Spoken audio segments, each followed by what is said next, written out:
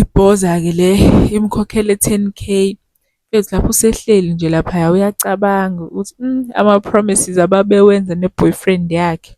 Ngathi unokuy'sola nje futhi manje nje mfethu, eyi, going through the motions, hhayi. Kudlule 5 months, hhayi yabona-ke manje, hhayi yabo Amanda manje usengenile esiporweni, hhayi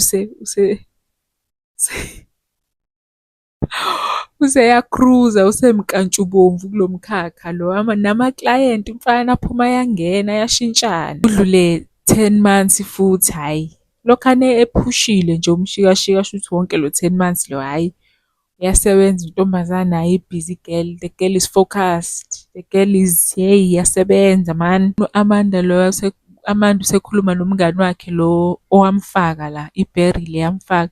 Amtshele nje ukuthi akazizwa kahle nje. Uyakhathala, uyagula.